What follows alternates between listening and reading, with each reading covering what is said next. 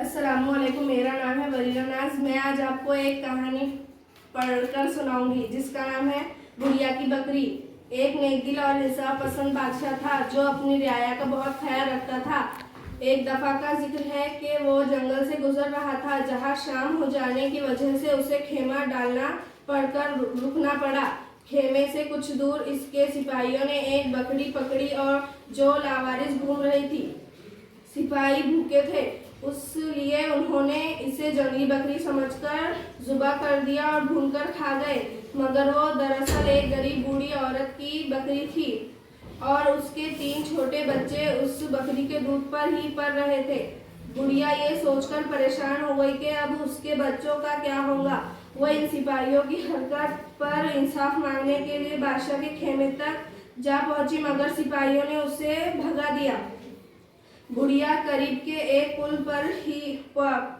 पर पहुंची जहां से बादशाह को गुजरना था। जिससे ही बादशाह आया, बुढ़िया ने उसके घोड़े की लगाम पकड़ी और बोली, मेरा इंसाफ इसी पुल पर करोगे या बाल से ज्यादा बारीक इस पुल पर जिसके कयामत के बाद गुजरना होगा। ये सुनकर बादशाह कांप गया और घोड़े से उतरकर बोला, बता तुझे किस बात का इंसाफ चाहिए। बुढ़िया ने सारा माजरा कह सुनाया। बादशाह ने सिपाहियों से पूछा कि क्या ये बात सही है। सिपाहियों ने सर झुकाकर मान लिया कि हाँ, बकरी इन्होंने ही ज़ुबा की थी, लेकिन ये भी कहा कि अगर बकरी के साथ कोई होता तो वो हरगिज़ ये हरकत ना करते। बादशाह ने बुढ़िया की फरियाद कबूल कर ली और कहा, अगर मैं तुम्हें इस बकरी के बदले 70 बकरियां दूं तो क्या तुम मेरे सिपाहियों को माफ करोगी। बुढ़िया फौरन राजी हो गई। बादशाह ने बकरियों के साथ बहुत कुछ देकर बुढ़िया को खुश किया और जब बुढ़िया ने सिपाहियों को माफ कर दिया तभी कदम आगे बढ़े।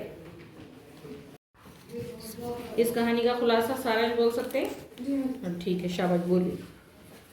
ये कहानी में सच्चाई, ईमानदारी और इंसाफ की अहमियत सिखाती है। इसलिए कहानी में एक गरीब बुढ़िया जो लाचार परेशान थी, जिसने इंसाफ के लिए बादशाह से अपनी शिकायत मांगी और बादशाह ने अपनी शिकायत पहचानी और ईमानदारी, सदाकत, दुश्मनदारी और बुढ़िया की सच्चाई से आखिरकार इंसाफ,